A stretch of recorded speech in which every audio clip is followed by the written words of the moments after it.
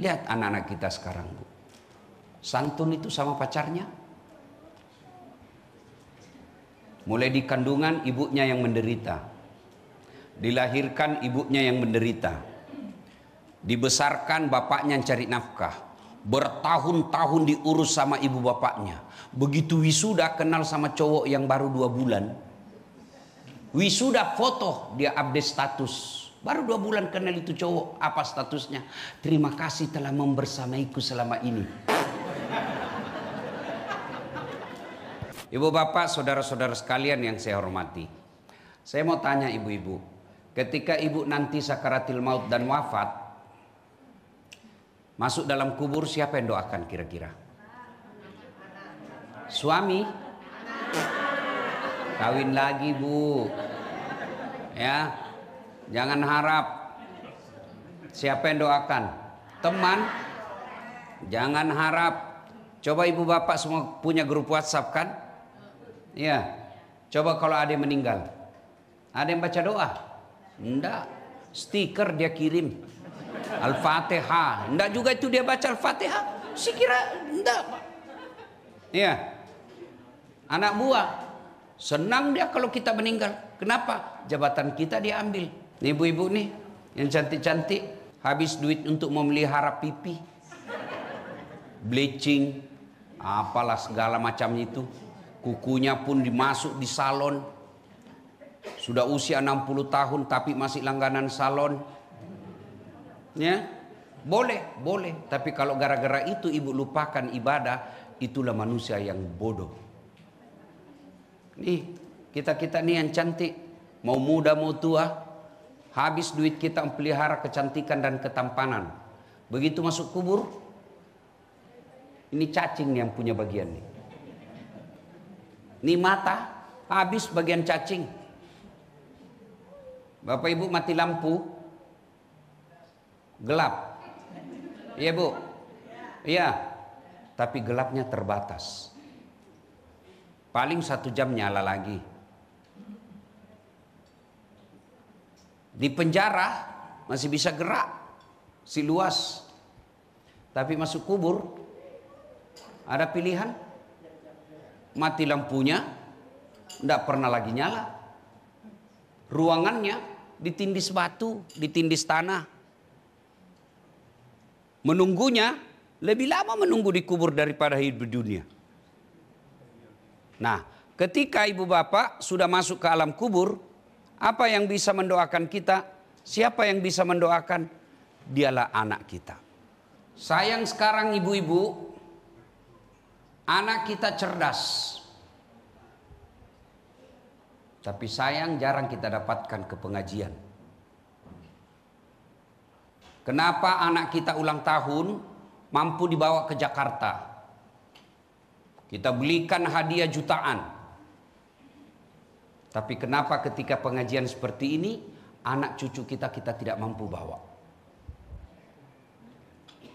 Percaya, bapak-bapak, ibu-ibu, ini saya lihatkan lebih banyak yang sudah muka-muka sakaratil maut. Iya kan? Kita punya anak, alhamdulillah. Ada harapan, ada yang doakan. Tapi percaya ketika agamanya tidak beres, tidak ada gunanya. Rumah ini, mewah sekali. Tapi ketika meninggal, siapa yang punya? Anak. Iya kalau anak kita soleh. Iya kalau anak kita baik agamanya. Seperti beliau. Ulang tahun ibunya masih dirayakan dengan pengajian begini. Ada orang ulang tahun orang tuanya dibawa ke Singapura jalan-jalan. Dibawa ke Eropa keliling-keliling. Apa yang kamu dapat? Capek, habis amal.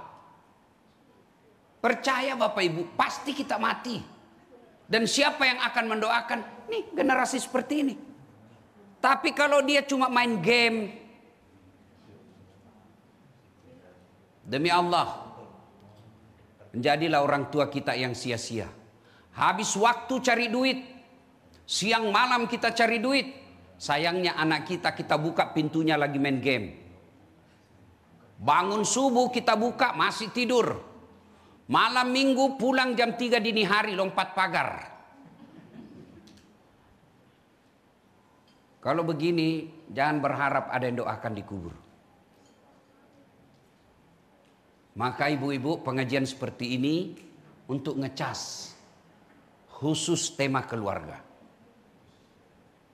Keluarga ini yang penting. Kenapa sekarang bangsa kita pejabatnya banyak yang korup? Salah satu sebabnya orang tua gagal mendidik anaknya. Kalau anaknya soleh dan soleha, anaknya taat agama, jadi pejabat, insya Allah jadi pejabat yang baik.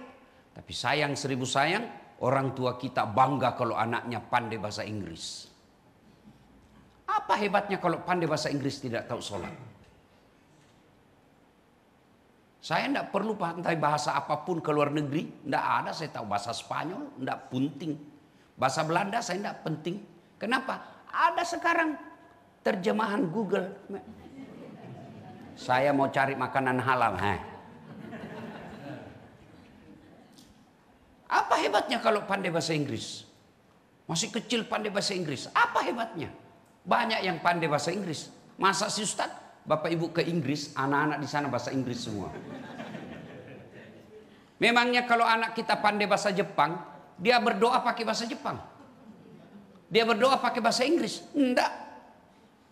Maka yang baik anaknya, meskipun rumahnya sederhana, tapi 5 waktu berada di masjid. Malam Jumat dia buka kamar anaknya, masih baca Yasin anaknya dalam. Harapan itu, Bu. Tapi kalau anak cucumu tidak pernah kau lihat pegang Quran, siapa yang doakan ketika sakaratul maut? Dan percaya menunggu di kubur, bukan menunggu 1 tahun, tidak balik-balik lagi. Dan pada saat itu doa anaklah yang kita harapkan. Suatu kali Nabi melewati pemakaman. Ketika melewati pemakaman, Nabi bersabda, langkahkan kakimu dengan cepat. Seluruh sahabat mempercepat langkahnya. Selesailah Nabi di situ. Balik lagi dengan rute yang sama. Ketika melewati pemakaman, sahabat ingin mempercepat langkahnya. Nabi katakan, tidak usah. Santai saja, tidak usah buru-buru. Kata Nabi, ya Rasulullah, tadi pergi kami disuruh buru-buru. Pulang kok tidak, ada apa ya Rasul? Nabi bersabda, andai saja kau diberi telinga seperti pendengaranku, kau betapa dengar ini orang dalam kubur disiksa dia. Saya tidak tega dan tidak tahan mendengarkan dia disiksa di alam kubur. Maka aku ingin cepat-cepat pergi supaya saya tidak dengar siksaannya. Kenapa pulang tidak lagi ya Rasul? Saya dengar Allah perintahkan malaikat penjaga kubur. Wahai malaikatku, hentikan siksaanmu kepada orang tua itu. Tidak mungkin orang tua itu aku siksa sementara anaknya di dunia sekarang lagi membaca basmalah, Bismillahirrahmanirrahim, dengan nama Allah Maha Pengasih Maha Penyayang. Dia sebut, anaknya sebut saya pengasih penyayang, masa orang tuanya saya siksa di kuburnya? Itu baru baca basmalah, Bu. Bagaimana anak yang hafal Quran? Bagaimana anak kita yang tiap sholat dia sujud bacakan Fatihah orang tuanya? Tapi ibu-ibu, seperti ini sudah mulai hilang. Lihat anak-anak kita sekarang, Bu. Santun itu sama pacarnya. Mulai di kandungan ibunya yang menderita. Dilahirkan ibunya yang menderita. Dibesarkan bapaknya yang cari nafkah. Bertahun-tahun diurus sama ibu bapaknya. Begitu wisuda kenal sama cowok yang baru 2 bulan. Wisuda foto dia update status. Baru 2 bulan kenal itu cowok. Apa statusnya? Terima kasih telah membersamaiku selama ini.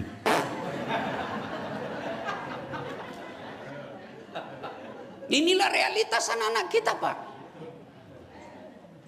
Dan kalau begitu anak kita, Bu, percaya, Bu, rugi kita punya anak. Nah sekarang, bagaimana supaya punya anak yang soleh dan soleha? 1, jangan kasih makan uang haram. Jangan kasih makan uang haram. Tidak ada orang melahirkan anaknya di Indonesia mati kelaparan.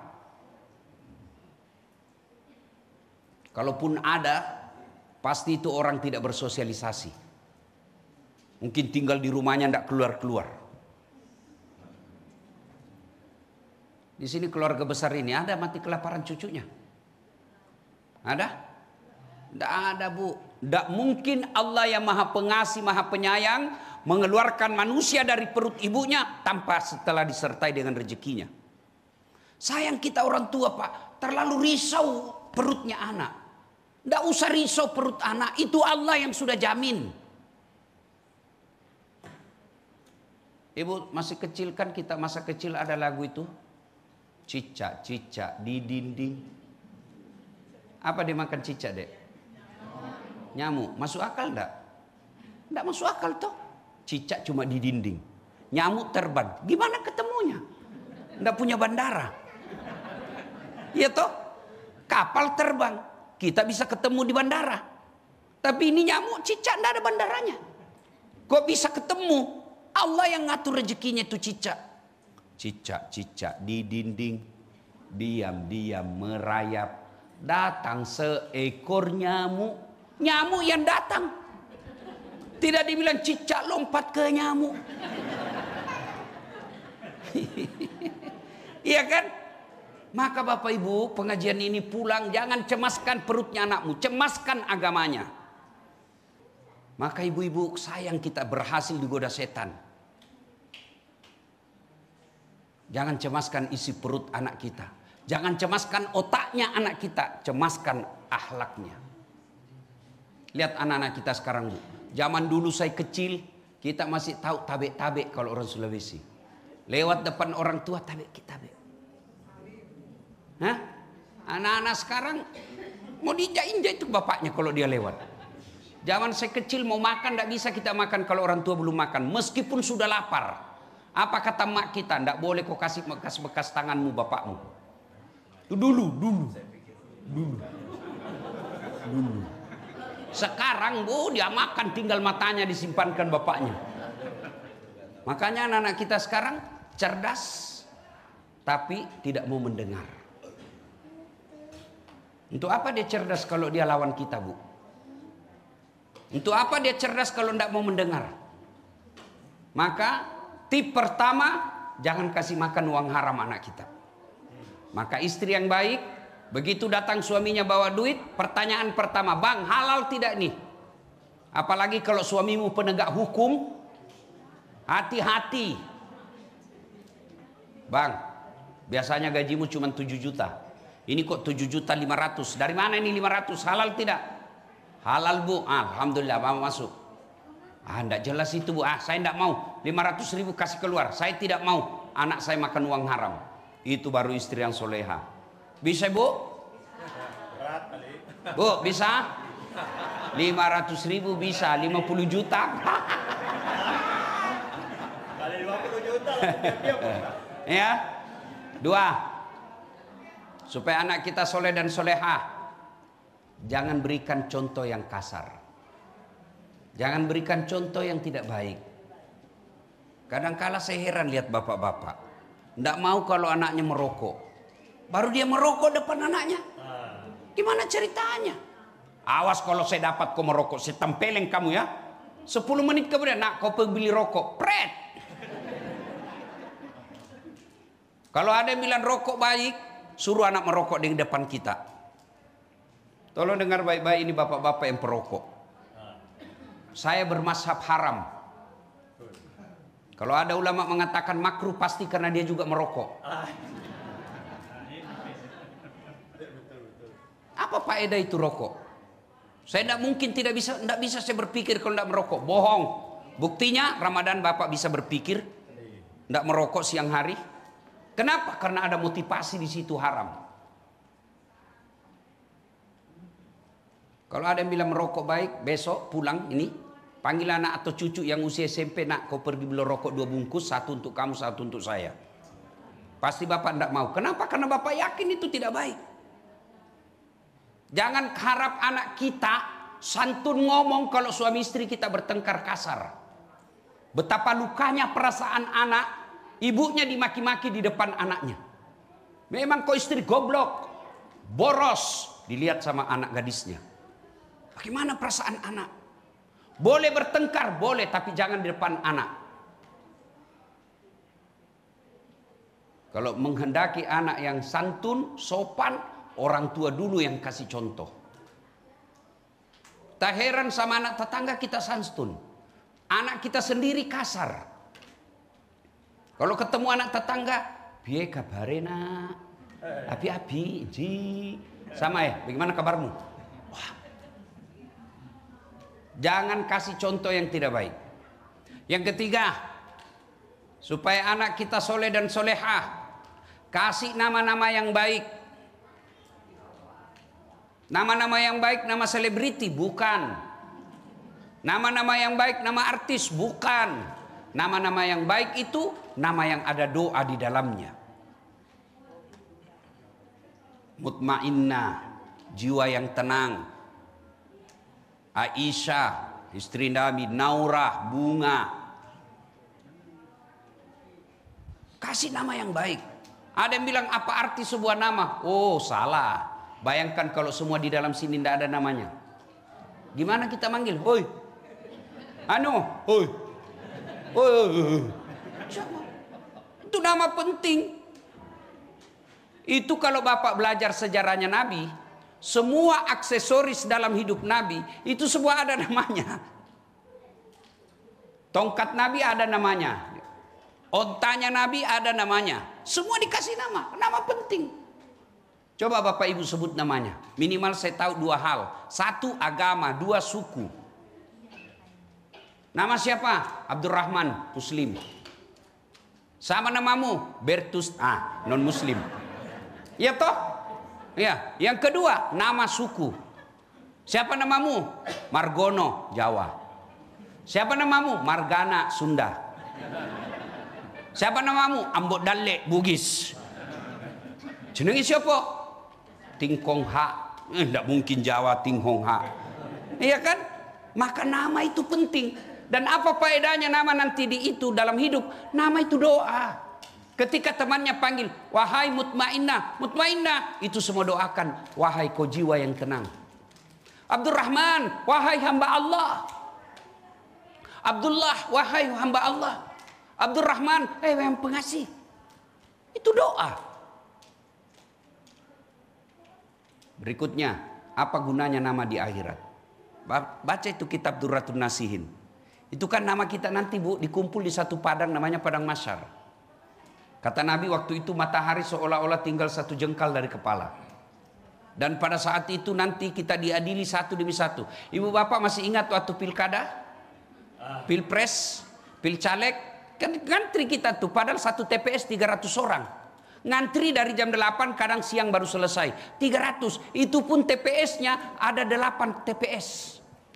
Itu pun ada tendanya. Itu pun ada AC-nya. Ada musiknya. Ada konsumsi. Menunggu sampai siang kita menderita. Gimana di padang mahsyar kelak? Dari Adam sampai kiamat. Berapa triliun manusia. Dan TPS-nya bukan 9, bukan 10. Satu aja. Kenapa? Hanya satu Maha Pengadil Allah. Dipanggil kita satu-satu. Siapa dulu yang dipanggil? Itulah fungsi nama-nama Islam. Abdurrahman, Abdul Jabbar, Mutmainnah, Aisyah, Fatimah, Das'at Latif. Tuti, Tini, Ning, Ningsi, Edi, Jono, di belakang semua. Ini bukan bercanda Pak, ini serius. Ya. Nah Ustadz, bagaimana kalau kita sudah terlanjur nama kita baru tahu hari ini? Diislamkan. Gimana cara diislamkan? Bisa jadi mungkin hari Jumat bikin pengajian bulanan. Oke, sekalian hari ini saya islamkan nama saya. Nama saya tadinya Joni. Nah, hari ini saya islamkan menjadi Muhammad Abdul Joni. Boleh Pak. Masih ingat Pak Harto? Masih ingat Pak Harto? Waktu belum haji kan namanya di media, bapak-bapak kan itu TVRI, penganut TVRI kita ini kan? Ya kan? Iya betul. Penganut medsos kita Facebook. Kalau usia-usia seperti saya ini kan Facebook. Kalau yang begini-begini TikTok. Ya kan? Ah, itu waktu Pak Harto di TVRI sebelum haji, selalu ke Presiden Soeharto. Setelah Islam, setelah dia haji balik, diislamkan namanya oleh Raja Fat waktu itu, ditambah menjadi Muhammad Soeharto. Ibu Tin ditambah Siti Hartini. Itu nama penting. Kalau tidak ibu bapak dia tidak diislamkan, menunggu bapak nanti sampai kering. Maka islamkan. Nama penting. Nah, yang berikutnya, supaya anak kita soleh dan soleha, ibu punya peran. Memperhatikan medsosnya. Zaman saya bu, belum ada medsos. Orang tua saya sangat hati-hati lihat pergaulan saya. Ibu kasih anak kita masih belasan tahun sudah dikasih handphone smartphone. Bahaya enggak? Bahaya. Siapa bilang? Hasil penelitian Australia. Tahun lalu itu ada di share. Pemerintahan Australia melarang anak di bawah 16 tahun punya medsos. Itu jelas tidak berketuhanan yang Maha Esa. Tidak percaya Pancasila. Agamanya tidak jelas. Tapi dia percaya media sosial merusak anak-anak mereka. Nah, lihat anak-anak kita sekarang, Pak. Boleh pakai handphone, boleh. Tapi begitu sampai rumah, ibu periksa itu apa kontennya. Siapa yang didik anak kita sekarang? Medsos. Siapa apa yang dilihat? TikTok. Semua kata-kata kasar ada di situ. Semua kata-kata memaki ada di situ. Gambar-gambar tidak senonoh ada semua di situ. Kalau ibu bilang, itu kan bisa diblokir. Mereka tahu ada aplikasi yang bisa membuka blokir itu. Coba lihat anak-anak kita sekarang, Bu. Kita usia 14 tahun masih main kelereng. 14 tahun kita masih makin layang-layang. Sekarang 14 tahun anak-anak sudah jadi pembunuh dan pemerkosa. Lihat itu medsos. 14 tahun dia bunuh temannya pakai gunting. 13 tahun sudah hamil. Dan demi Allah orang tua seperti ini percaya tidak akan tenang hidupnya. Anak ini penting. Maka pengajian seperti ini mestinya anak kita dibawa dengar dakwah. Saya ini Bu tidak pernah pondok pesantren. Tidak pernah sekolah agama secara khusus. Dari mana saya belajar agama? Bapak saya kalau sudah sholat subuh dia putar ceramahnya Zainuddin MZ. Dari situlah saya mulai tertarik dengar dakwah. Kalau dengar dakwah minimal saya tahu. Orang kalau dengar informasi itu Bu 3 sasarannya. 1, dari tidak tahu menjadi tahu. Bagaimana ciri-cirinya? Berarti baru dia tahu. Oh begitu.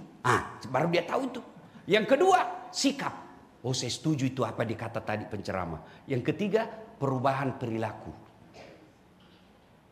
Maka dengarkan ceramah. Sayang-sayang rumah kita kalau mewah begini, tidak pernah dengar ceramah di dalam rumah. Pagi putar pengajian. Mau tidur jam tidur itu paling enak itu otak menurut psikolog. Itu otak kita gampang merekam ketika mau tidur. Maka ketika mau tidur putar pengajian. Dan saya suka Pak. Setiap saya ketemu emak-emak, bapak-bapak, ustadz, saya suka ceramahmu ustadz. Setiap saya mau tidur, saya selalu putar ceramahmu. Alhamdulillah ceramah saya menjadi pengantar tidur.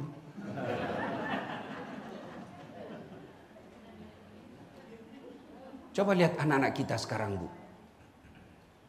Renungkan baik-baik, masukkan dalam hati, renungkan hati kita. Di mana dia belajar agama? Ibu tidak sekolahkan sekolah agama. Di rumah tidak pernah dengar dakwah. Orang tuanya tidak pernah nasihatin. Malah anaknya bertanya, Mak, kenapa tahun lahirnya Nabi disebut tahun gajah? Apa kata ibunya? Karena bukan tahun kambing, Nak. Nah, berapa rukun Islam? Orang tuanya juga disebut rukun Islam salah-salah. Kawan-kawannya anak-anak hedon. Di sekolah anak-anak hedon. Jadi kapan? Siapa yang didik anak kita? Maka minimal kalau bapak ibu cinta sama anak, suntik otaknya dengan agama. Caranya apa? Putar pengajian. Dan sekarang hanya orang malas yang tidak mau belajar agama. Semua ada. Dulu zaman saya mau sekolah, mau belajar agama, ada kitab. Belum tentu ada duit.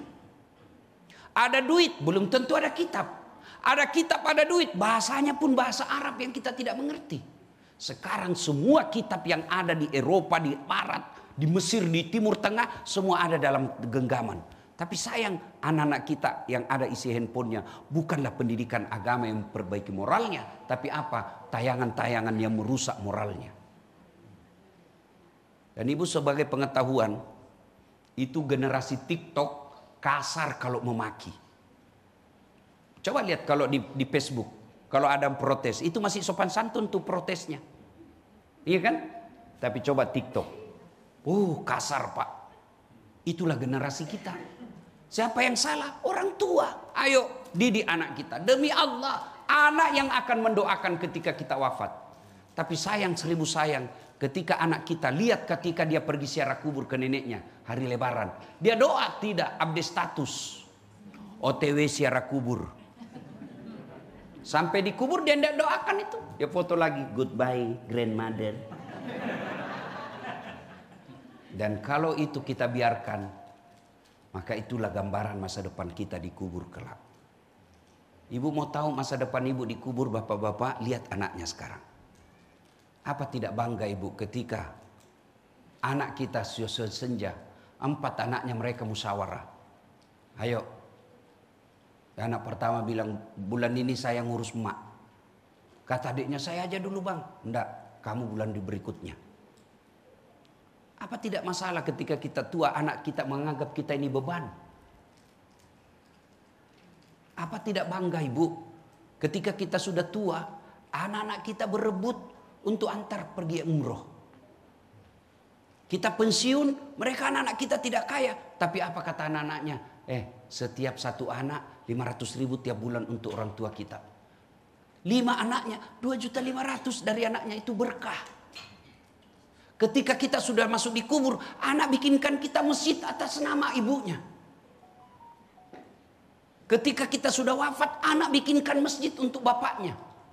Setiap 5 waktu di masjid itu dikirimkan Fatihah untuk orang tuanya. Apa kita tidak berharap begitu? Demi Allah, kejayaan di dunia ini pasti ditinggal. Renungan buat kita yang sudah usia 60 tahun ke atas. Jangan lagi berpikir saya masih 5 tahun. Masih 10 tahun. Itu bisikan setan. Sekarang yang 60. Bapak masih yakin dikasih 20 tahun? Sudah hebat sekali. Lama itu 20 tahun. Tidak. 4 kali aja pilpres.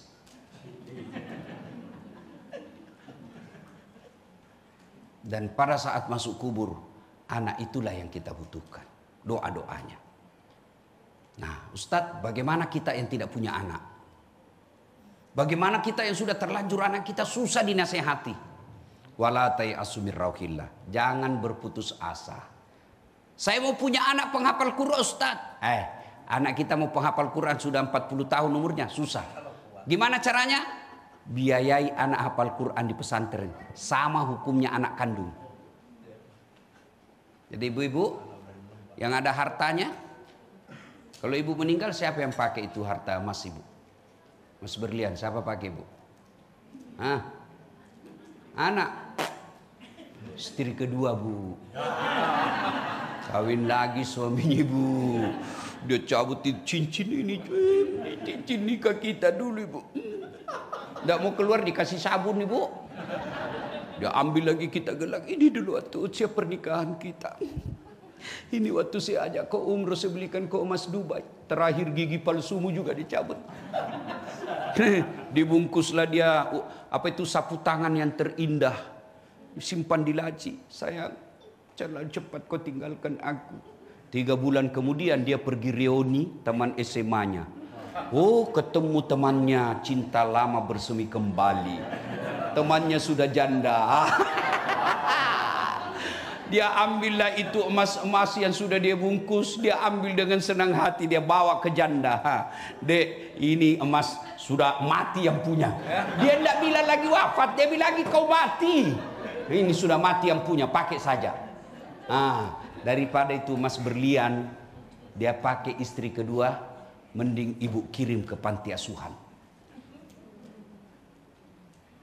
Kirim ke anak yatim piatu hafal Quran.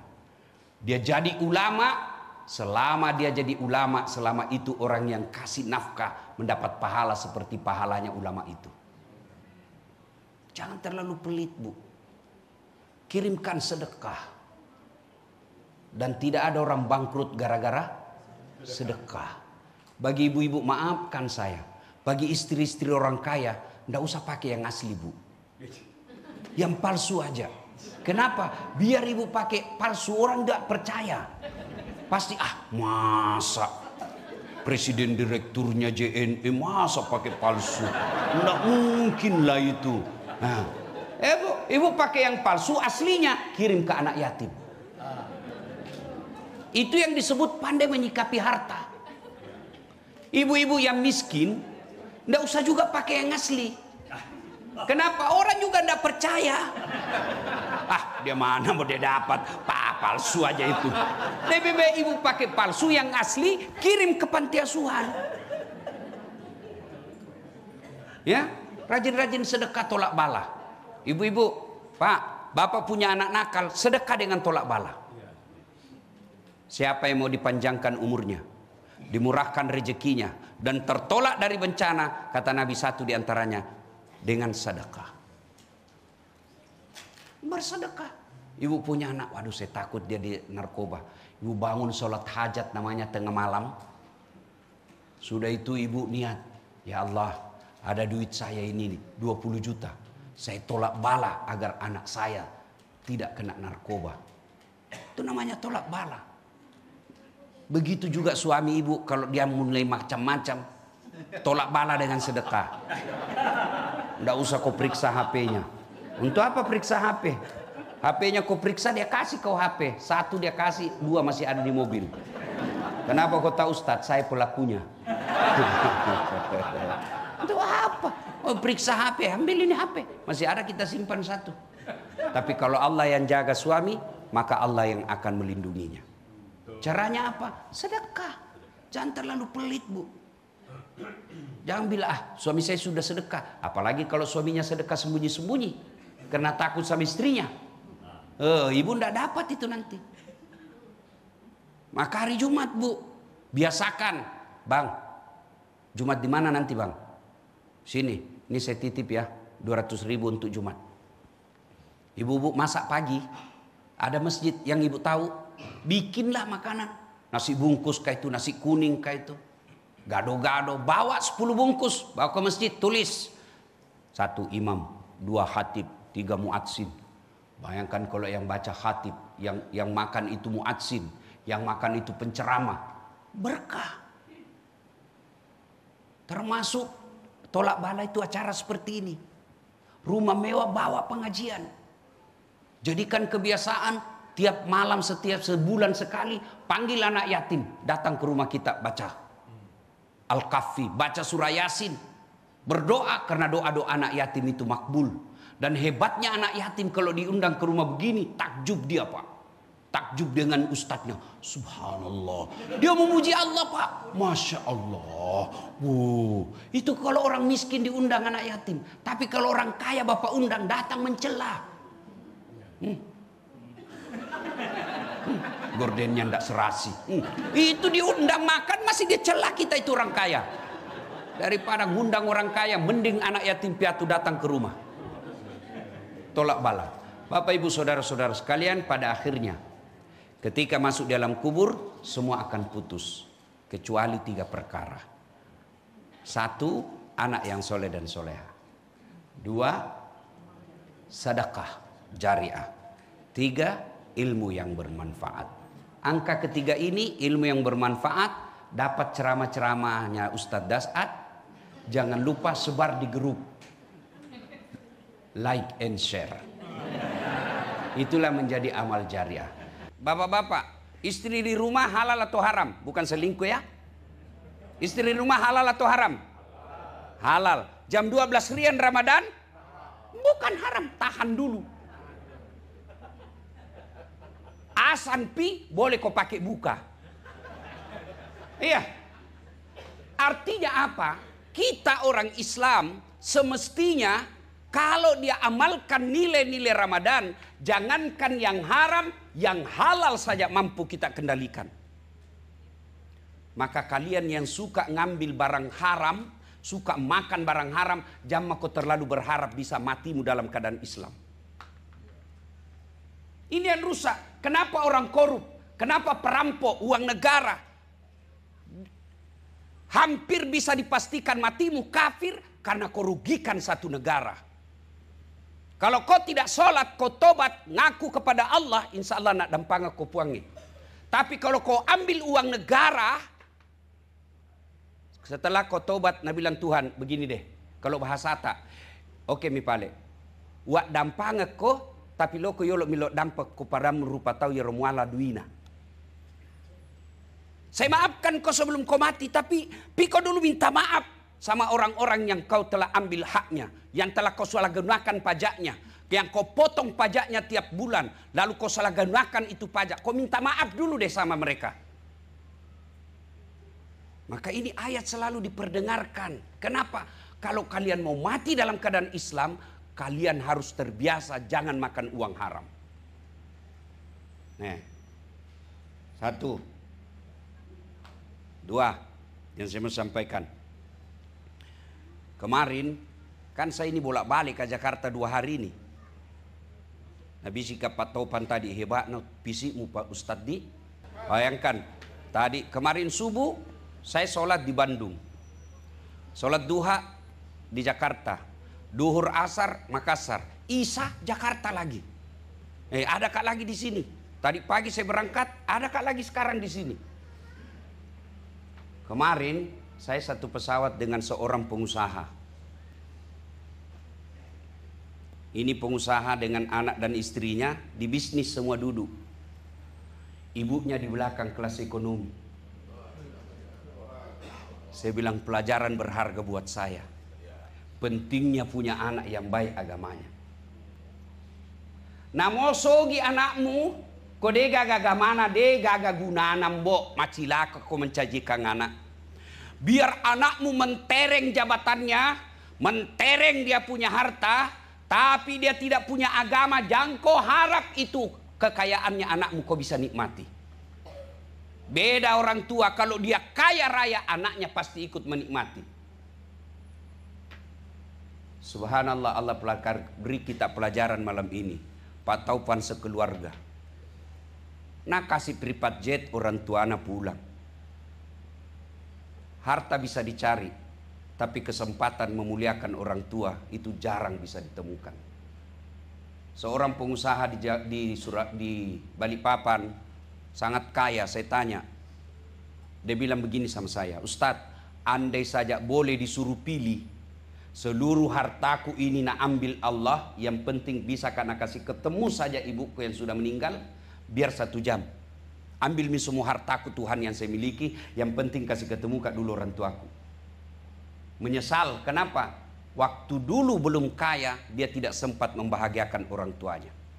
Maka adik-adikku yang ada di tempat ini, kakak-kakakku yang ada di tempat ini, para politisi dan pengusaha orang kaya yang ada di tempat ini, sebelum ajal menjemput orang tua, bahagiakan orang tuamu. Dan alhamdulillah, tidak ada orang bangkrut, tidak ada orang sengsara hidupnya kalau dia muliakan orang tuanya. Di tempat inilah menjadi contoh. Lihat Pak Topan, tidak ada sekolah. Tapi beliau katakan tahu, tidak mengaku di sarjana di jasana. Iya toh, jangan aku bawa isu-isu politik, bukan isu politik ini. Iya toh. Tapi alhamdulillah, Allah kasih rezeki yang semua kita menginginkannya. Dan salah satu resepnya itu, saya yakin karena memuliakan orang tua.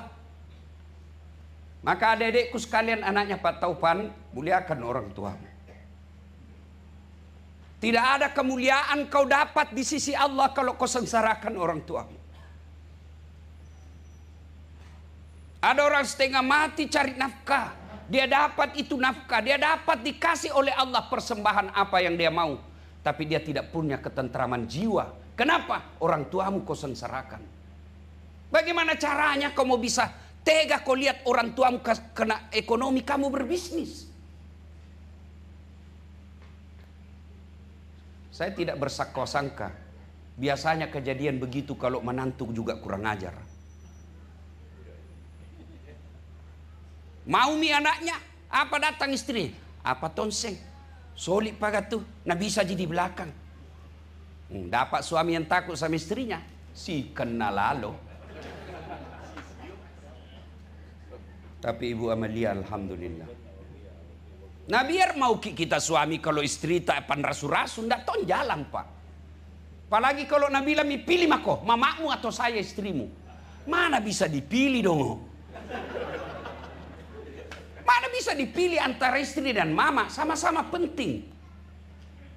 Saya tanya gini, jangan ki marah-marah Ibu. Nah saya tanya ki, saya cinta ki supaya masuk ki surga sama-sama. Pernah ki rasakan namanya hamil toh? Pernah? Enak enggak? Menderita 9 bulan. Pernah kita rasakan bagaimana melahirkan. Tapi kalau orang kaya sekarang bisa minatur tanggalnya. Nabila mami. Iya toh? Tapi kalau melahirkan secara normal, Allah kasih apresiasi seperti dijelaskan Ustadz tadi. Mati syahid pahalamu. Ibu pernah merasakan menyusui? Apalagi waktu na tumbuh gigina toh? Oh male, oh noko kah? Nu tinju tidak, ndak ada. Kau tinju, kurang ajarin kau gigi kah? Ndak, na buju itu kasih. Ada, lepas kau nak. Siang anak na, malam jantung makiriu bapak-bapak. Iya toh? 3 inilah yang ditanggung seorang perempuan dan tidak bisa dipikul seorang laki-laki. Sehebat apapun fisiknya laki-laki Pak Jim, yang otot-ototnya sampai seperti pahanya di tangannya, dia tidak bisa memikul namanya hamil. Kita paling laki-laki menderita ketika istri tak ngidam. Apa doanya berhenti ngidam istri Ustaz? Ngidam apa istri tak? Nah bilang nanti dia bisa karena lihat tidur, nanti dia bisa tidur kalau nak lihat ke di atas lemari. Oh male, aku bilang jadi kalau mau tidur jam 10 Ustaz, nak suruh mau naik di atas lemari. Aku bilang berhenti kau nak kerjai kau itu. Paling itu kalau ngidam, paling kita laki-laki stres kalau dia melahirkan. Bolak-balik kita di depan pintu tapi masih sempat merokok. Perempuan melahirkan pertaruhannya, kalau tidak setengah mati sekalian. Menyusui. Ini 3 sehebat pun laki-laki tidak bisa dia tanggung. Makanya pantas ketika Nabi ditanya, ya Rasulullah, setelah Allah dan Rasulnya siapa yang saya taati? Kata Nabi, ibumu mengandung. Setelah itu siapa ya Rasul? Ibumu melahirkan. Setelah itu siapa Rasul? Ibumu menyusui. Setelah itu siapa? Bapakmu. Ibu, bapak. Berarti 3 ibu, 1 bapak. Jangan kau lagi salah paham salah paham ngasih minne. Betul gitu kau lu. Apa kau poligami nama istrimu saja pegang remote kontrol tidak bisa mau kuambeki. Iya. Ibumu, bapakmu. Kenapa? Karena 3 kali penderitaan perempuan yang tidak bisa ditanggung kita laki-laki. Maka aneh, saya tidak masuk di akalku kalau ada menantu dia suruh suaminya pilih antara istri sama mertua. Bagaimana ceritanya? Nah pernah aku rasakan itu melahirkan. Saya tanya ke dulu ibu, jawab saya nak. Bu, siapa yang lahirkan anak tak? Mamanya. Siapa yang mengandungnya? Mamanya. Siapa yang menyusuinya? Dulu waktu kecil. Mamanya. Siapa yang sekolahkan? Mamanya. Siapa yang didik? Mamanya. Sekarang siapa yang terima gajinya suamimu? Istrinya. Kalaupun nak kasih mamanya ada sembunyi-sembunyi itu kodong. Sembunyi mak sembunyi. Nah ini bisa di. Cepat kau bikin. Kalau begini si Pak Ibu sama mertua tak jangan makin harap. Ya, tafadhal Ustaz. Ya, sehat Ustaz nih. Ya. Pernah tongku rasakan begitu.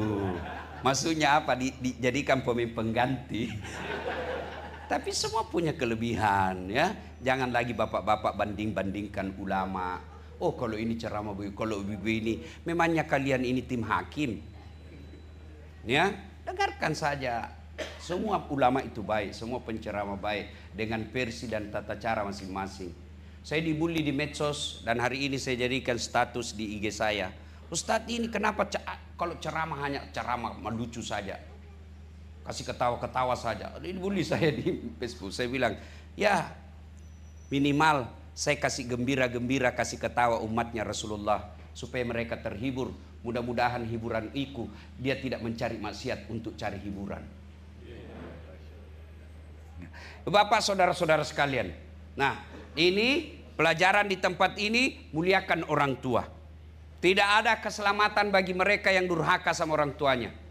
Anak-anak kita inilah yang mesti diturunkan kembali tata cara memuliakan orang tua. Zaman boleh berubah, masa boleh berganti, tapi akhlak kepada orang tua tetap standarnya tidak boleh berubah. Zaman kita kecil dulu, ajak mojet nama bicara kasar lotomatoata. Jangan bicara kasar sama orang tua. Dilihati saja matanya itu kita sudah dianggap anak kurang ajar. Nah sekarang anak-anak pelototi matanya mamanya. Kita dulu kalau mau makan pulang sekolah jalan kaki kita pulang. Sampai di rumah mau makan buka. Apa langsung dia bilang mama hehehe. Jangan kau dulu makan nak.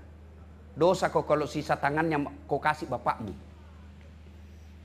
Sehingga anak-anak dulu meskipun tidak terlalu brilian, tidak cerdas, tidak cakep, tidak gagah, Allah angkat derajatnya. Kenapa? Mereka memuliakan orang tua. Dan itu standar Quran. Ridallah fi ridal walidain, suktillah fi suktil walidain. Ridanya Allah tergantung ridanya kedua orang tua, murkanya Allah tergantung murkanya kedua orang tua. Maka bapak-bapak, ibu-ibu yang hadir di tempat ini, maafkan saya. Titiplah itu anak-anak kita sekarang, perbaiki agamanya, perbaiki akhlaknya. Karena demi Allah, begitu bapak ibu meninggal, anak yang kita harapkan. Pak Taupan dan keluarga ketika wafat ibunya, sangat yakin bisa dikembalikan sehari. Saya tidak mau kasih tahu karena takut tersinggung. Waktu pertama saya bilang, dalam hatiku tidak mungkin bisa pulang 1 hari. Cerita itu. Omnya saja Jokowi 4 hari baru pulang, masih presiden waktu itu. Apalagi Pak Taupan, siapa yang kenal di sana? Apa yang berat di sana, Bu? Tanda tangannya namanya gubernur. Itu karena gubernur. Kalau gubernur bukan pilkada di Dapa, keturunan raja. Pima kau kasih bangun nih? Siapa mau kasih bangun kalau tidur nih? Ada kira-kira pegawainya pergi ketok pintunya. Beda sama kita Pak Walita atau Pak Gubernur tak. Ada darurat bisa ditelepon Pak. Orang meninggal ini. Tunggu mak. Raja, sultan bisa kasih begitu? Tidak mungkin. Gelisah. Kenapa? Kecintaan kepada orang tua. Sudah menunggu orang di Maros. Sudah menunggu orang di Camba. Belum datang. Tentu Pak Taupan disalahkan. Saya tidak pernah rasakan itu. 2014 saya bawa ibuku umroh. Tidak ada yang setuju. Muses saya tomatoai. Karena ibu saya tidak bisa jalan. Pakai roda. Sampai di Mekah. Takdir Allah. Sakit. Terpaksa masuk rumah sakit. Apa yang saya pikir? Saya lah yang disalahkan semua saudaraku ini. Tidak ada orang mau menyengsarakan orang tuanya.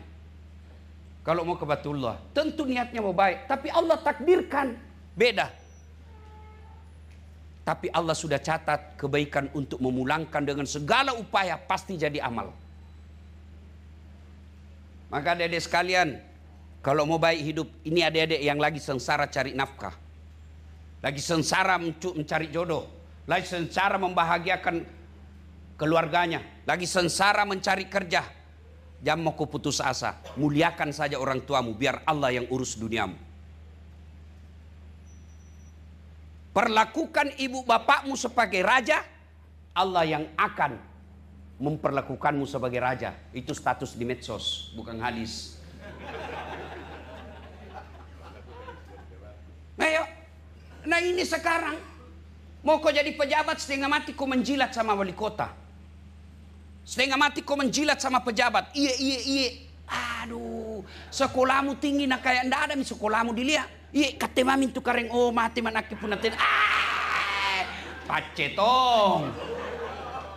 Lebih ke orang tuamu kau muliakan. Kalau Allah angkat derajatmu demi Allah, tidak ada satupun kekuatan manusia bisa menghalangi. Makanya perbaiki saja hubungan orang tua. Adik-adik sekalian yang lagi sengsara cari kerja, kalau ada duitmu sedikit, mana mamu limbi ji. Biarpun itu cuma 20.000. Kau singgah belikan sarapan mamamu, kau datangi di rumahmu. Bukan 20.000-nya yang Allah nilai. Tapi apa yang nilai? Tahu ah, mau nak kasih bahagia uangnya dengan 20.000. Itu yang membuat Allah tersenyum kepadamu.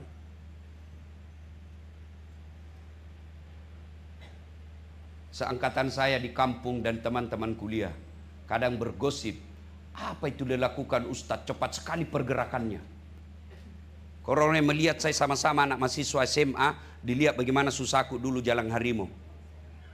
Jalan kaki saya Pak pergi jalan itu, jalan Cakalang, SMA 4. Naik sepeda BMX saya dari jalan harimau pergi cuci-cuci. Jalan Antang, Kompleks Sidi. Cuci pakaiannya sepupuku. Saya cuci kalau pagi hari, naik sepeda tuh. Jadi orang yang baru sepeda sekarang beru Pak kok.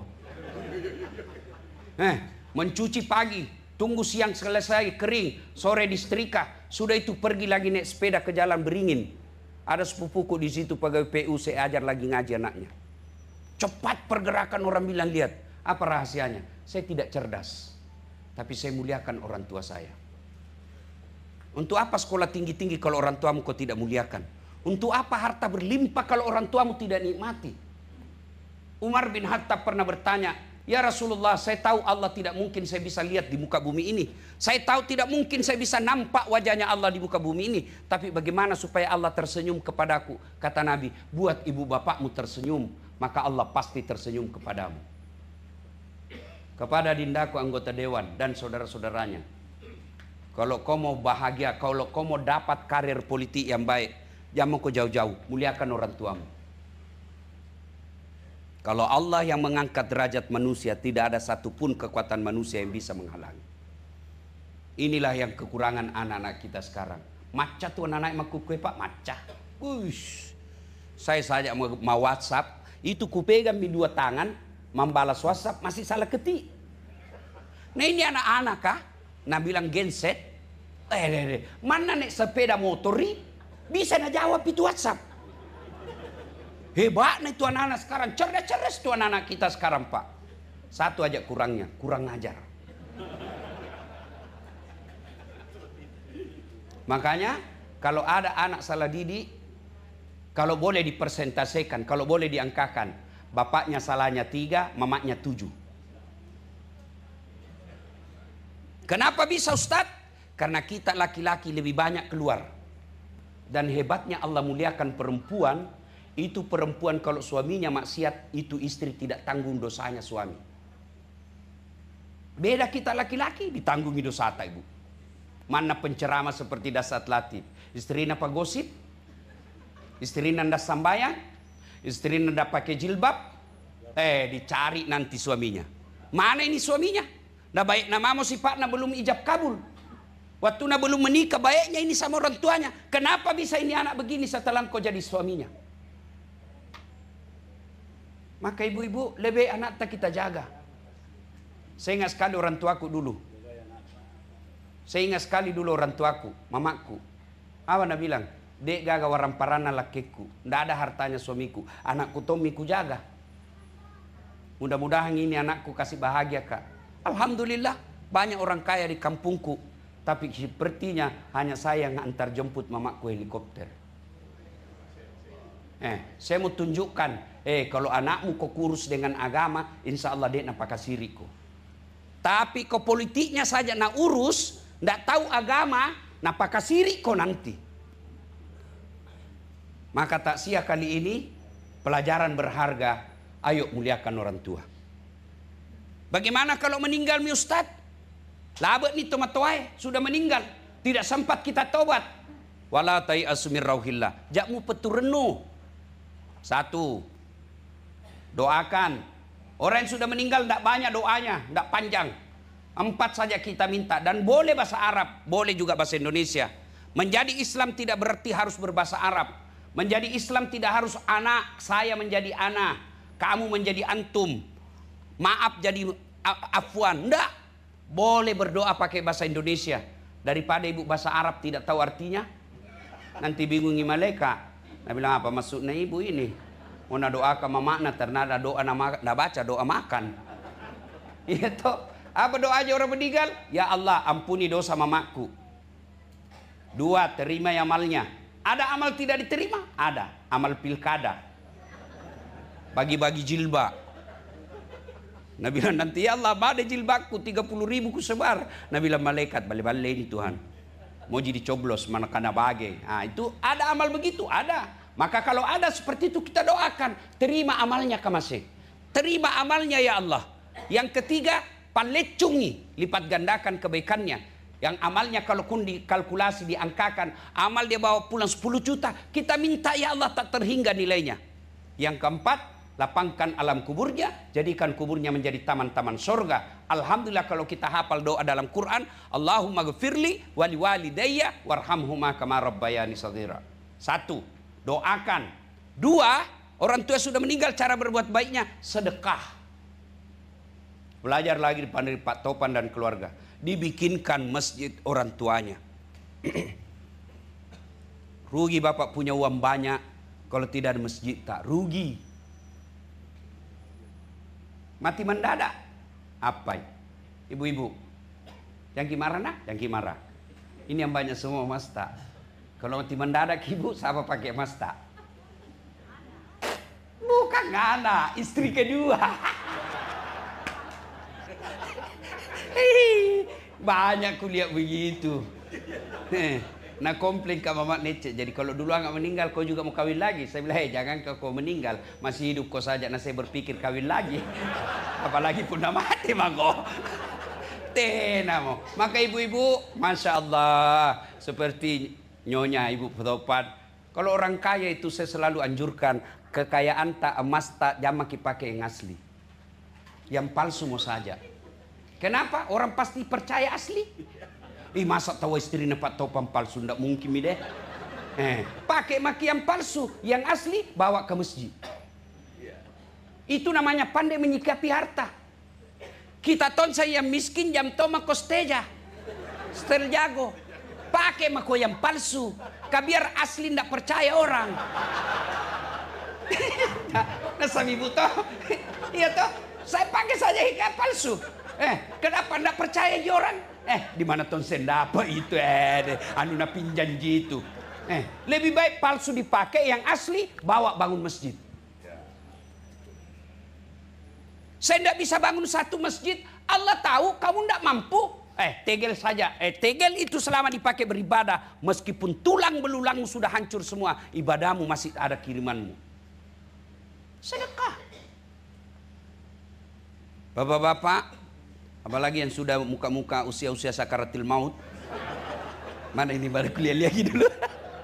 Sudahlah. Kalau ada miru mata, anak-anak tak sudah pada mapan, lebih itu tanata, rukota, tanah luas, jual mie. Tahu ada orang mau yang jadikan dia wakaf untuk kebaikan?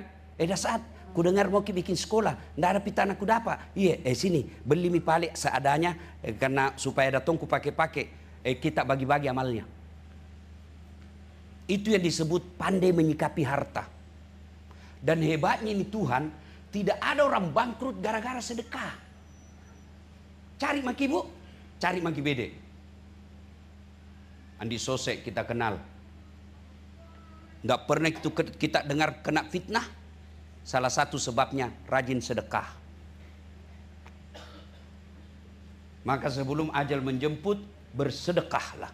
Nah, bagi orang tuanya sudah meninggal, sedekah. Saya mau orang tuaku dikubur, terang kuburnya, bayarkan listrik na masjid. Niatkan saya supaya terang kuburnya orang tuaku. Saya mau dingin kuburnya orang tuaku, bawakan AC ke masjid. AC-nya saya yang tanggung, orang tuaku. Mudah-mudahan Allah kasih. Ibu bapak, ada yang biasa tidak percaya sedekah itu melapangkan alam kubur. Mau ki bukti bu? Mau ki bukti? Meninggal maki ku sedekah ki. Kada tong itu biasa na bila deh cari tanah jenjos tas kucini tompi na kucini ki. Eja pina doang, tenan eja mutung ko.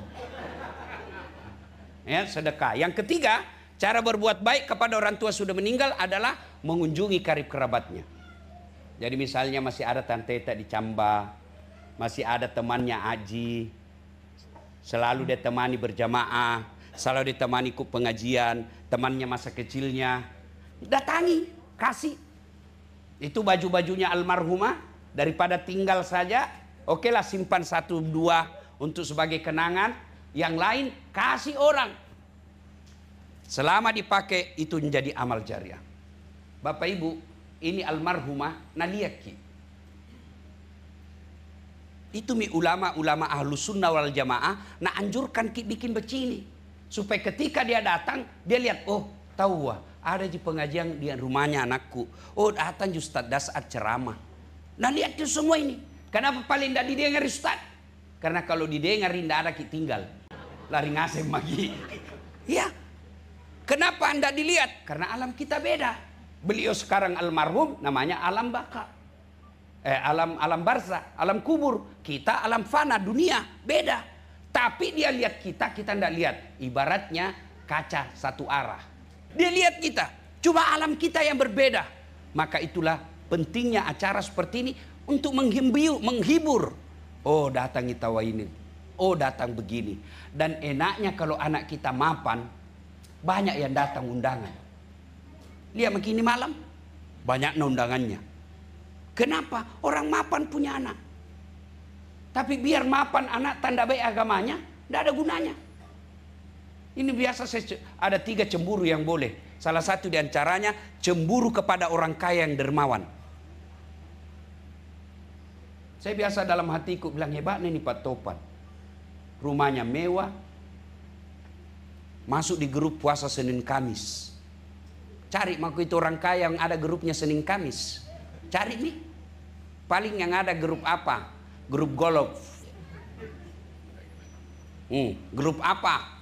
Mobil mewah. Pak Topan grup Senin Kamis. Cemburu kita kepada orang yang diberi rezeki lalu dermawan. Bapak Ibu saudara-saudara sekalian, tentu ini anak-anak beliau bisa begini karena didikan orang tua. Didikan tidak akan membohongi hasil. Kata Facebook. Maka oleh karena itu, jangan ketawa serius kayak ini Bu. Balik nanti dari sini evaluasi kembali. Cara mendidik anak. Tak kalah mini Ustaz, anakku sudah pada tua kodong, susah miku nasihati. Memang terlambat mi. Kalau menurut logika, tapi jangan putus asa. Hidayah selalu datang dari Allah. Bagaimana kalau meninggal mi anak tahu Ustaz? Jangan putus asa. Mau kau punya anak penghafal Quran? Cari maki anak hafal Quran biayai. Ada anak yatim piatu? Biayai. Selama itu anak menjadi orang baik, sama hukumnya anak kandung tak. Makanya yayasan saya khusus membiayai anak yatim. Termasuk di malam ini kalau ada kita kenal keluarga kata tetangga yatim piatu, bawa ke saya yang sekolahkan sampai dia selesai sarjana. Dengan harapan apa? Mudah-mudahan orang anak, kalau kita tidak punya anak, terutama yang Allah takdirkan tidak ada anaknya atau tidak menikah sampai tua, jangan putus asa. Ada peluang punya anak penghafal Quran. Caranya apa? Pergi maki di pesantren, cari Ustadz Dasat. Ustadz ada kita kenal penghafal Quran, ada. Berapa biayanya 1 bulan? 1 bulan 250.000. Nanti saya biayai sampai tasat 2 tahun. Lalu anak itu menjadi anak ulama, menjadi pendakwah, menjadi politisi yang baik, menjadi pejabat yang soleh. Maka selama anak itu berbuat baik, selama itu yang sekolahkan dapat pahala. Nah ibu bapak saudara-saudara sekalian, pada akhirnya kullu nafsin sa'ikatil maut. Semua yang mati, yang hidup pasti akan mati. Percaya, semua kita ini pasti mati. Tinggal jadwalnya yang kita tunggu. Kematian tidak berdasarkan nomor urut. Kematian berdasarkan nomor undian. Kalau naik undian tidak bisa ditunda, tidak bisa dimajukan, maka perlu kita mempersiapkan diri. Sebaik-baik persiapan diantaranya adalah iman dan takwa.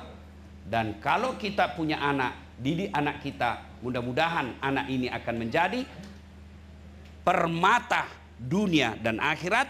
Dan ketika kita sudah di alam kubur, anak inilah yang akan mentransfer setiap saat pahala-pahala kebaikan kepada kita di alam kubur. Demikian, mudah-mudahan ada manfaat. Lebih dan kurangnya mohon dimaafkan. Usikum wa nafsi bitaqwallah, fastabiqul khairat. Assalamualaikum warahmatullahi wabarakatuh.